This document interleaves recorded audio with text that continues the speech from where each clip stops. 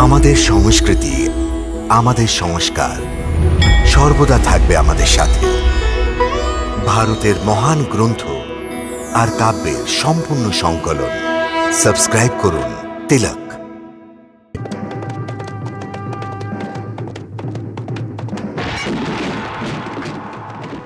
বাহ নকুল বাহ, বাহ বাহ নকুল বাহ। তোমার মতন তারবারি যোদ্ধা আর কেউ কোথাও নেই।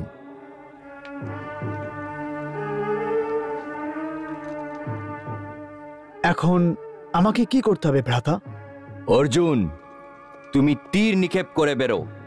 আমি তোমায় অর্ধেক রাস্তায় যাওয়ার পর বলবো যে তোমায় কোথায় লক্ষ্য করতে হবে।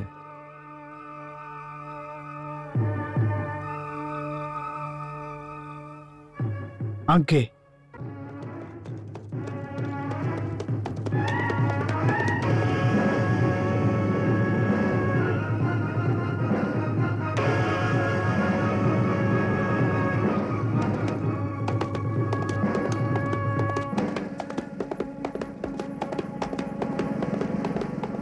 পুতুলের বাঁ দিকের চোখে লক্ষ্য করো।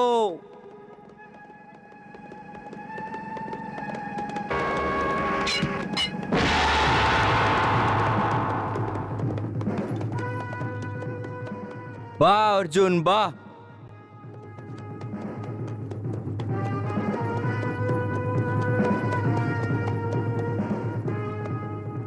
বাহ অর্জুন বাহ।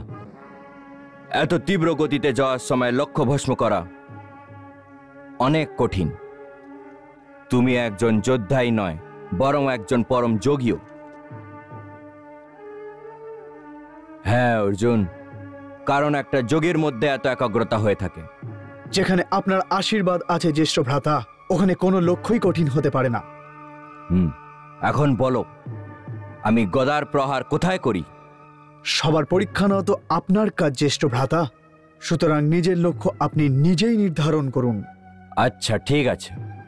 শিবদূত। হ্যাঁ প্রভু। ওই পুতুলটাকে আরো 4 হাত উঁচু করে দাও।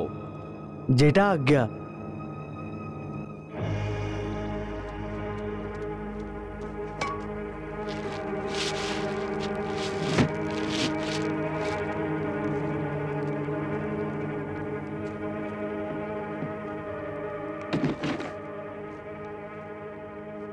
প্রভু, পুতুল তৈরি। ভালো কথা।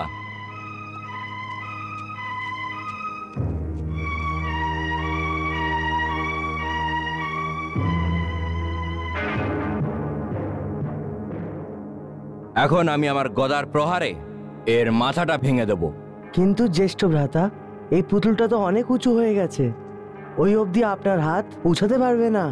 এখন দেখো আমার হাত কি করে পৌঁছায়।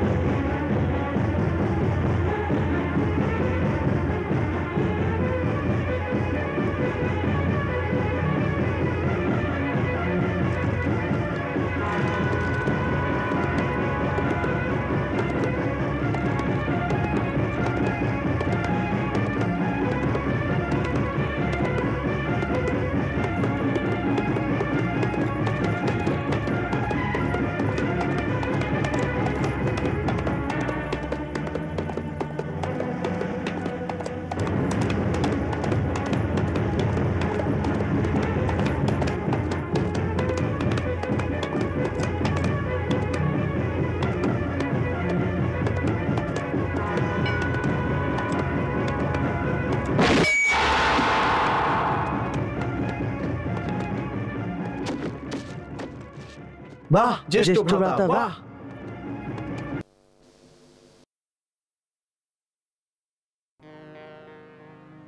বরণাবতের প্রজাদের বড় ইচ্ছে যে, তো তুমি তোমার 4 ভাইকে অবশ্যই সাথে নিয়ে যাও।